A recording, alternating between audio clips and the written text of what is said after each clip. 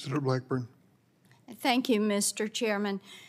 Before I begin my questions, I know that a lot of my colleagues have addressed what they see as the hypocrisy of this hearing and the continued effort by our colleagues across the aisle to politicize or smear or delegitimize the Supreme Court. And I find that disappointing, especially when you look at what has transpired in the past year with our justices and the threats, the assassination attempts, the protest outside of their home, simply because people disagree with the decisions that they have reached. And I find it just completely inappropriate. General Mukasey, I want to come to you and talk for a moment about the safety of the justices.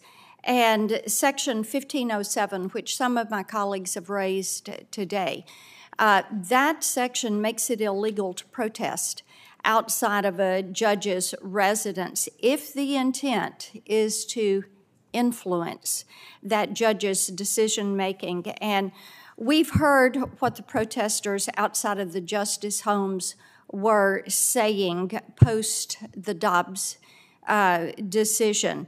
Things like, and I'm quoting some of those, "If you take away our choices, we will riot."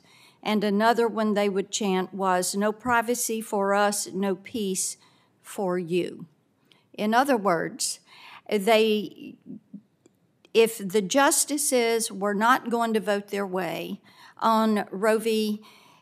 and Casey, then the protesters were going to keep the harassment up. And as we have heard, they have done that as they have protested Roe v. Wade, as they have protested the Dobbs decision. And despite all of this, the Biden DOJ has refused to enforce Section 1507.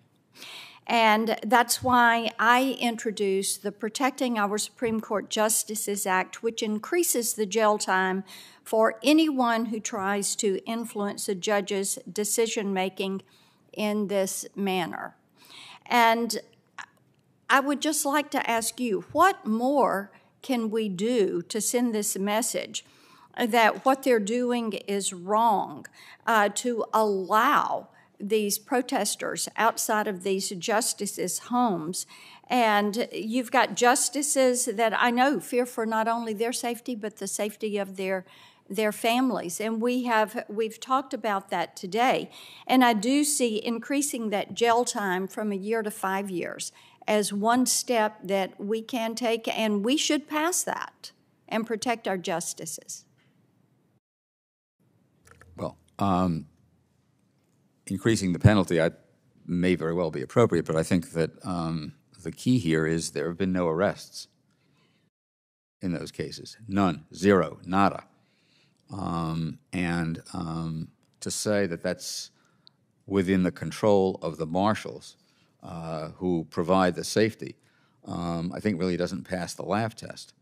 And to suggest that somehow these people are exercising First Amendment rights when First Amendment rights are subject to place, time, and manner restrictions is really disingenuous. If you had arrests, I'm not entirely sure that increasing the penalty would be necessary, but in any event, let's start with that. It would be nice to see some people held to account for what they are doing. Does anyone else on the panel have a thought on what ought to be done? Would arrest send the proper message that what they're doing is inappropriate? I think both branches, frankly, have an important role to play in protecting, the brethren, so to speak, on Article 3, the Supreme Court. I think that the executive, as Judge Mukasey said, can play a much more aggressive role in law enforcement, both in protecting the justices, particularly when they're in their homes, particularly when threats are directed at the children of the justices. They can make arrests, and they can just basically take those law enforcement responsibilities seriously. I mean, I think we all can recognize that peaceful protest has an honored role in our society, and, you want to protest on the steps of the Supreme Court, that's one thing. But if you're targeting the justices in their home and their children, I mean, that goes well beyond the line of anything And let me protected. ask you this then. What about Senator Schumer's threat when you heard it? Of course, we've talked about that some today. Do you see that as an ethical breach of conduct of one branch of government to another?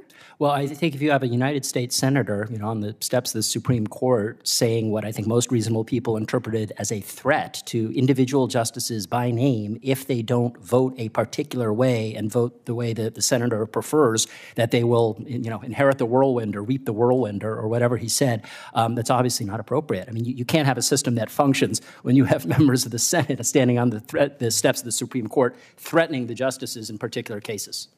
That's right, three co-equal branches, and that's part of the point I think that is so important to make, Mr. Chairman, that we recognize that. Thank you all. Thanks, Senator. Mr.